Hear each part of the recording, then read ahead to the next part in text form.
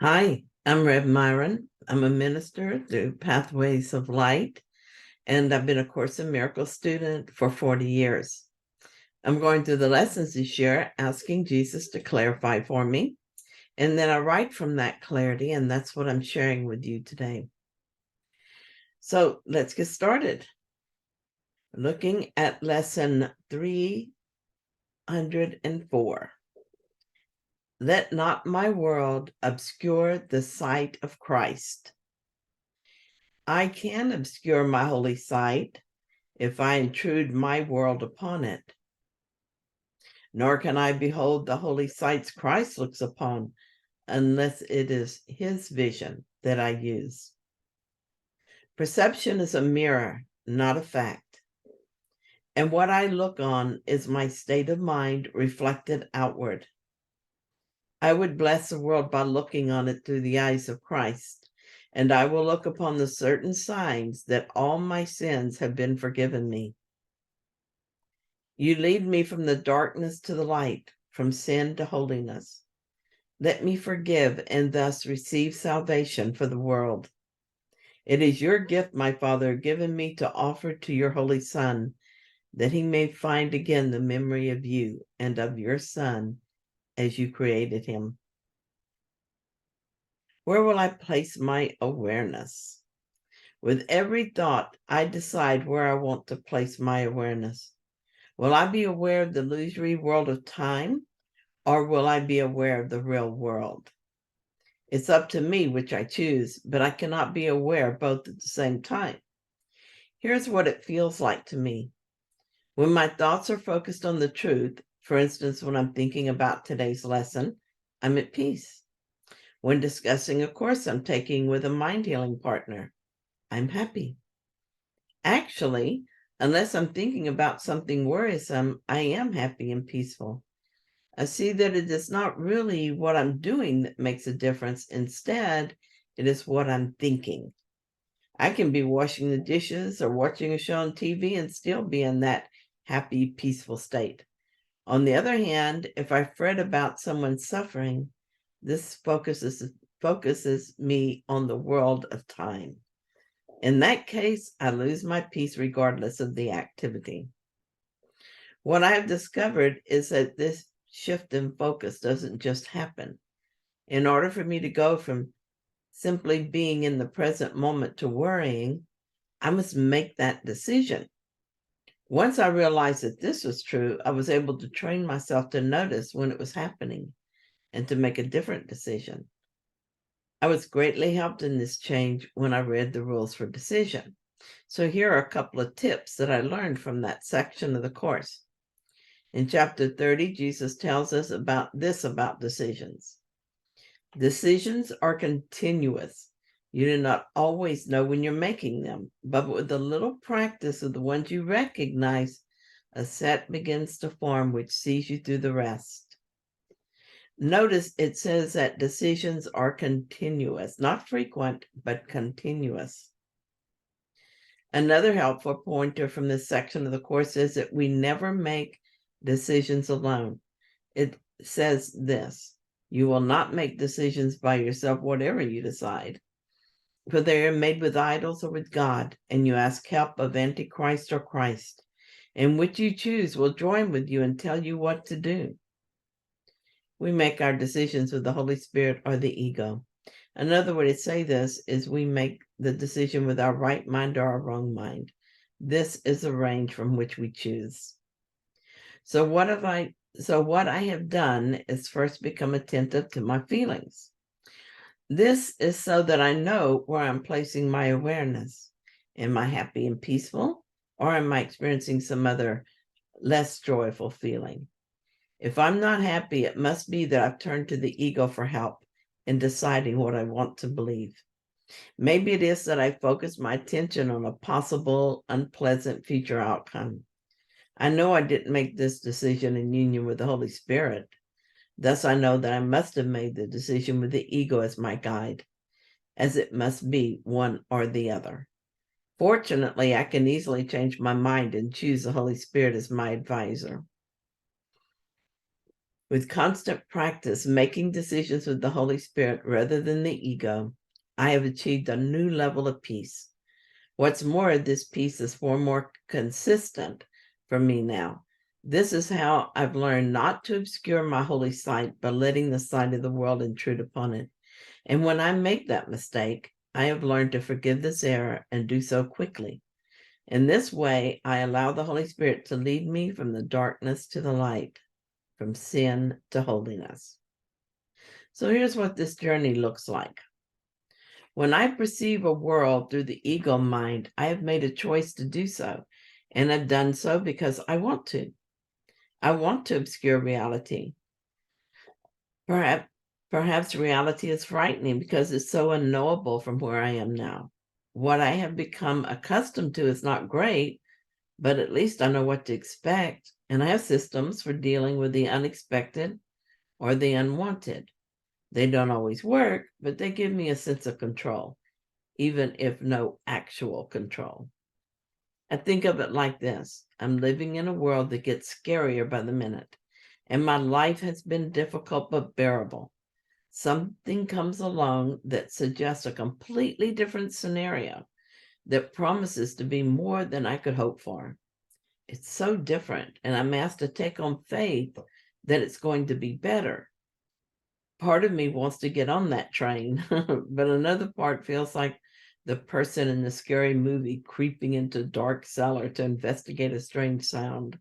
You know what we're saying to her. Don't go. You don't know what's down there, and it's never a good thing.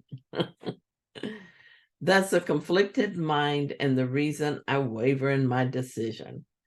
But life has been patient, allowing me to move at my own pace, dipping my toe in, so to speak, before I take the plunge. I'm given a path that suits my natural inclinations and conditioning, and is comforting in that the symbols are familiar and trusted. I watch as others take the same path and see that they are indeed happier and more peaceful, and nothing bad has happened to them. The change that they have experienced is not so far removed from my reality that it frightens me. But I do understand now why we don't all joyously jump on the train to salvation, and why I still cling to the world at the same time I move to release it, and I'm more compassionate to myself and others. But I needed to confront my fear and couldn't do so without seeing just how frightening the prospect of uncertainty really is. There is no other way but forward now. To try to go back to total ignorance is a way to madness. I am not meant to be on the path. I am meant to be on the path that I walk, and it will take me to the next level as well as any other path. It sounds like I have no say in this and no control. And from the perspective of the character experiencing this incarnation, that is somewhat true, but I am not that character. I am the unaffected self, and I am in complete control. When I become entangled in the story, I feel helpless again, but I never stay there anymore. And when I come back to relative sanity, I know everything is as it needs to be, and I'm safe. Right now, I know my purpose in this incarnation. It is not to figure out what reality is. It is simply to forgive the crazy thoughts in my mind and accept Christ's vision instead, thus seeing a world healed and sharing that vision with others. What I see may not be reality, but it's closer than the alternative and will bring me a step closer to what is real. When I get to the next step, I will confront an uncertain future again, but perhaps with more anticipation than fear. Jesus reminds me that what I perceive is not fact. Rather, it's but a reflection of what I believe. And how does this work in my life? Well, several years ago, I got a chance to look at my fear of heights. While visiting Regina Dawn Acres, we took a trip up a mountain. Here is what I saw. We drove up a twisting, narrow dirt road. There were only a few inches between me and a very long drop. If someone came toward us from the other direction, there would be no place to go but backward. a thought that absolutely paralyzed me with fear. We would come upon a patch of snow and I would envision us sliding over the side, or even worse, being unable to continue because the snow made the road impassable. In my mind, I was having a near-death experience just being on this road. The only part of my experience I could call fact, and the only part that we all shared, was that we were driving up the mountain on a narrow, dark road. All the rest was perception. All the other people in the vehicle were having their own experience that was different from mine because it was based on their perceptions. I know they were enjoying the drive because I heard them exclaiming over the beauty of it. There were only 2 times in that long drive that I felt safe. Twice we went through a stone tunnel created by a natural formation of rock. Interestingly enough, Jasmine, who is Regina's daughter, hated this part of it. She found the darkness created by the tunnel to be frightening. This was the only part of the 2-hour drive that felt safe because I was surrounded by sturdy rock and couldn't fall off the mountain. I perceived the rock as safety, and she perceived it as a danger. Jesus goes on to tell us a reason we perceive as we do. And this is a quote, "And what I look on is my state of mind, reflected outward." I'm told that the ride up the mountain was beautiful with many spectacular views, but I saw only danger because that was my state of mind. I was dwelling in fear, so what I saw was fearful. I was involved in a perfectly neutral event and gave it the meaning of being terrifying, while someone else gave it the meaning of being an exciting adventure in a beautiful place. The meaning we each gave it came from our state of mind, and our experience thus was a mirror of what we were thinking. What do I believe? Well, what do I see? What I see will always be a reliable reflection of my thoughts and beliefs. My experience of this ride helped me to be aware of my fear thoughts. I thought I'd made great progress in letting go of my lifelong fear of heights, but I had not done so. I got to see that I still believe my body is a precious thing and that I strongly identify it as myself and thus must protect it. It was a surprise that this was true anymore, but when I looked at the mirror of the world, I saw that it was.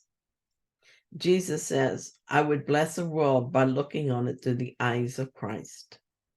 As frightening as the trip was, I'm grateful to have made it.